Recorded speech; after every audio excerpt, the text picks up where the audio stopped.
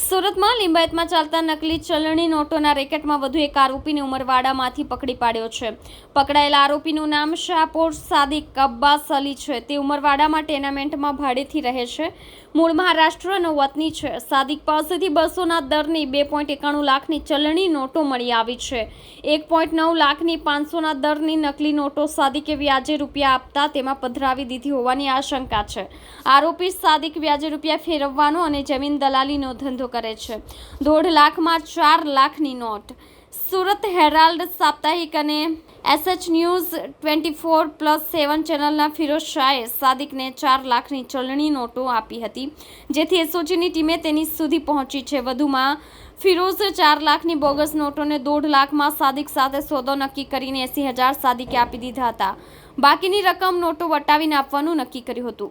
4 દિવસના રિમાન્ડ. આરોપી ફિરોઝ સુપડુ શાહ, બાબુલાલ ગંગારામ કપાસિયા અને સફીક ખાન ઇસ્માઇલ ખાનની લિંબાયત પોલીસે ધરપકડ કરી છે.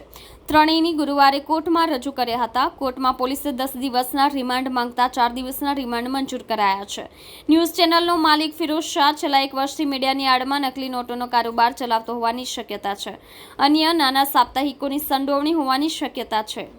ગત તારીખ 21/5/2024ના રોજ લિંબાયત પોલીસ સ્ટેશન હદ વિસ્તારમાં SOGએ 9,36,100ની 500 અને 200ના દરની નોટો કબજે કરેલ અને 3 આરોપીઓ પકડેલ.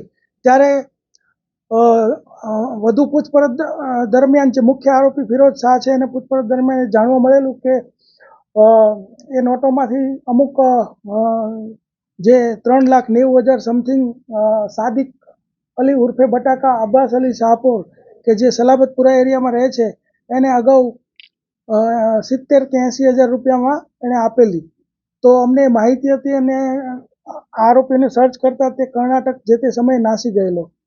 ત્યારબાદ અમારા CP સાહેબે, અનુપમસિંહ ગેહલોત સાહેબે સૂચના અને માર્ગદર્શન આપેલું કે ભાઈ આમાં તમામ જે આરોપીઓ અને તમામ જેટલી નોટો છપાઈ હોય એ તમામ આપણને મળી જવી જોઈએ.